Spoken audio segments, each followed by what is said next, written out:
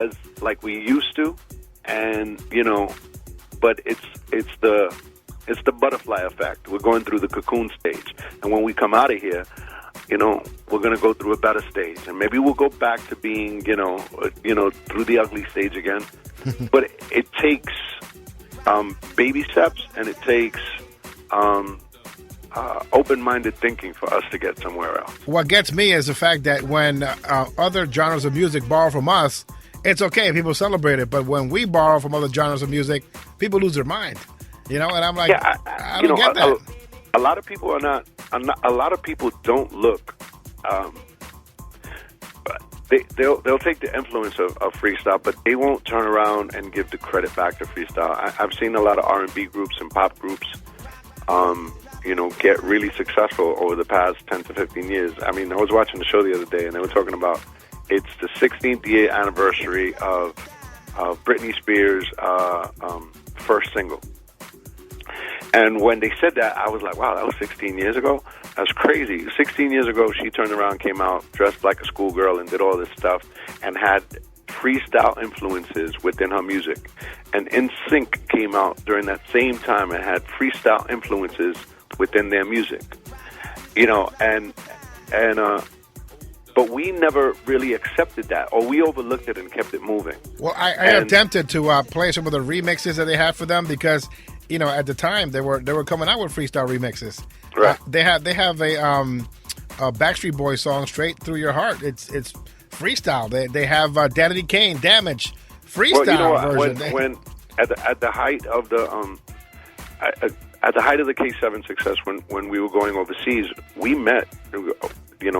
On their first trip to Europe, we met them in England. We met the Backstreet Boys, and the first thing that the members of Backstreet came to us, because they were all based out of Orlando, Florida.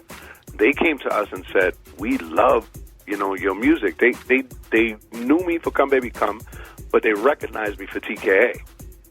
And they came straight up to me and said, "Look, Louder Than Love was my favorite record," or "I Love Maria," and I was like, I was taken back. So those guys were influenced, and came into this type of music through that type of, through that sound. So I can see why they would bring that influence in. And we were talking a couple of minutes off the air. We were talking about a good friend of mine and George Lamont's, Frankie J. And we were talking about how the music coming out of Texas currently, a couple of the acts that are coming out of currently out of Texas, are not up to par with what we both believe to be the place that freestyle should be going. Absolutely right. And like I told you, there are freestyles influenced a lot of acts like Frankie J, coming out of Texas to sing and to support this type of music. So, like I said to you off the air, the best way to explain it to them is not by tearing it down, but acknowledging that, this area wants to help, and just, saying this is not the way to go, but maybe there might be something that, is brewing, or you might be giving the courage to the next artist to come out with, with the sound that we're expecting, and to be a help. Well, I do have a lot of love for Texas, and I know that they're trying really hard to make an impact, and I wish they would take the influences from the East Coast and attempt to evolve their music, or find folks that can write a song or produce it or do the entire package together without having them sound like it's romper room freestyle. You know what I mean? Yeah. But let's talk about the new record. There's two of them that I want to discuss. First, you allowed us to play a party record that you created, and that party record is called the TKA Freestyle Party Arcade, and it has a lot of influences from games from the 80s, Atari, but you also created a dance step. How did that come about? All right. A couple of years ago, I started working with different producers. Just on a whim, I wanted to start experimenting with music and start goofing off with the energy that was going around. I'm a firm believer that you got to walk the walk and talk the talk. So I got together with a producer, and we did this record that we were both happy with, because what we wanted to do was like more of our own version of the Cha-Cha Slide. Right. When the record came out, when the record came out, I was happy but unhappy with the way that it went. And I was like, my idea was something different. So I had gotten, over this summer, I was working with JLM's, writing some stuff with him and doing some other work. And I brought him the stems to the record, and I said, listen, my idea for this is, why don't we try to do something that's never been done in freestyle? And JLM's, being a purist, said, "What, you going to sing to this?" And I'm like, "Nah, I don't want to sing to it. I want to make a Cha-Cha Slide for freestyle. Everybody feels like they got to dance at 125 BPMs and don't realize that there's other beats, and other tempos that you could dance to. You could dance pretty cool without having to dance extremely fast to freestyle music. And because people, for people outside our community, because freestyle is so fast, they feel that freestyle has no soul. Soul music is supposed to be a groove, and they don't think that freestyle has a groove.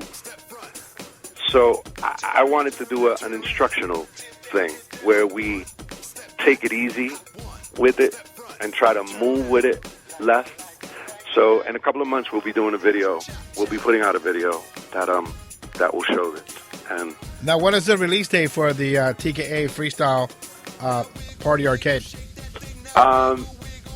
Honestly speaking, I want to say, I wanted to put it out before we started doing these cruises with me, George, and Judy, and Suave, right. and I wanted to put it out, but I've become so busy because there's been such a major influx of shows. We've had so many shows coming up back to back to back to back. Knock on wood, thank God.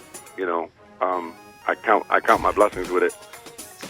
But a lot of the things that I wanted to do have fallen back in time for me. Right.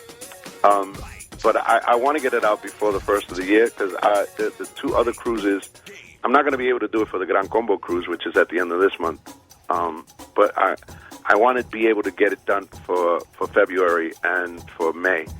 So my thought pattern is to try to get the video out by early January so that the fans start seeing it and, they get a gist of it. But at the same time, I also have so many other things that I want to do as well. There's a video that we're just started talking about filming for the Coro record, More Than Words Can Say. I mean, not More Than Words Can Say, No Words. Yes. And some of the other Slow It Down, we plan to do a video for, which is part of the King's Agenda as well.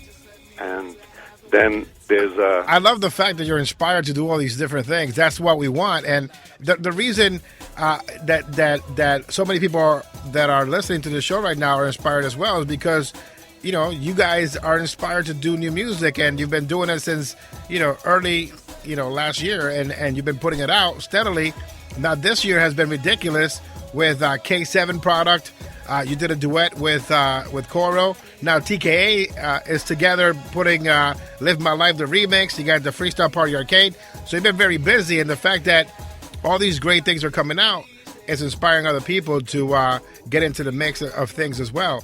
Todd Terry is putting out new compilation, putting out new music. Willie Valentin, George Anthony, Jay Allams, who you just mentioned.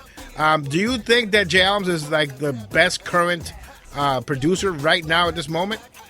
Out of the new producers, personally speaking, I think that Jay has the. I think that there's always I'll give you an example, like Frankie Cutlass in the '90s and late '80s. Frankie had his finger on the pulse of where freestyle should be headed, and the music that he was making and the beat selections that he was doing, took it that way, and you can see that in songs like Together Forever and Temptation and Give Your Love to Me. Those influences and those style of records, changed what freestyle was for that time. So I think that Jay has that same energy, and he has that mindset where, you know, he's not afraid to match the stuff. I mean, the stuff that I'm doing with P, I don't want you to think that P Version is a freestyle producer. No, I mean, but he should be. He should start coming back and doing some freestyle and getting into the mix of things. Yeah. You know, I know that you won't let anybody borrow them from you, but George Lamont uses them all the time. You know, let's you know, he in fact he's playing guitar in George's ballad. Wow. That he put out not so long ago, and you know, and I think he co-produced that with George. But I think it's great. I think that we need J Alums, we need P Version, we need these new producers to not even label themselves as freestyle producers, hip hop producers. They just produce music, good music, and P Version has done a great job with the K7 stuff, with the duet that you had with Coro. I mean, all these great things have been coming out into 2014, and it has his name on it. And Jay Alum, same thing. He produced George Anthony's track. He's produced music for you. He's produced music for me. I think Jay. I started working with Jay. I want to say 7 years ago when he was part of G1E. I was introduced to him by Josie Santos, and I started working with him. He started doing beats for projects that I was doing back then. And when we started working together, I loved the fact that this kid was a purist, but not a fanatic. And what that means is he knew what he wanted to hear, but he was open-minded enough to know it has to go someplace else, and it doesn't have to be anything else. The George Anthony record, to me, that is classic freestyle right there. And that's the reason why people gravitated to the song so quickly, because that's what they want. But what he did with the vocal production of that song is that he allowed George Anthony to sing it like a modern singer, not a guy pretending to be a freestyle singer. No, I get it. Do you get what I mean? I completely get that. Yes, it's a modern freestyle song. Has an old school flavor, has a new school flavor, but it's sung not like a freestyle singer. It's awesome. As a matter of fact, George Anthony is saying hello to you right now from my Facebook page. He said, "What's up?" That's my brother. I know I'm going to hang out with him next week in Chicago. That's my little brother right there. I appreciate that kid a lot. Road trip. He's part of the freestyle Rat Pack that we got now. The freestyle Rat Pack. Talk to me about that for a second. Who's in the freestyle Rat Pack? You'll see soon enough. I guess saying that George Anthony is part of this, reveals two members, which would be me and him, and there's a couple more that are coming out, and it's about moving as a unit. And the thing that happened to us when we were kids is that we had so many people having us go against each other and consider ourselves competition, not friendly competition, but just competition, that it gave a negative light. And I think that's where freestyle lost its way, as opposed to people working together and had us working apart. I love the fact that George Anthony, and I told this to him, is that he can be a solo artist and he can be the main attraction, but at the same time he can play the role of backup singer for George Lamont, as he will be for his 25th anniversary concert. And I think it's amazing for an artist to do that. This is the same guy that has salsa albums distributed by Sony, and he's like, oh cool, I'll step back and do background music, like vocals. That's a testament. That's a testament of who he is. I mean, to me, what I love about that kid is just that he's genuine. I met him before I even knew that he was a singer, because to be 100%, I was oblivious that he was a singer. I met him hanging out in the Bronx. He'd be everywhere that we'd go, and he wasn't a lackey or a guy that was just floating around you because he wanted notoriety. He was genuinely there to chill, and he became a friend that way. He became someone that you would greet, that you would spend time talking to, that you'd have a drink with, and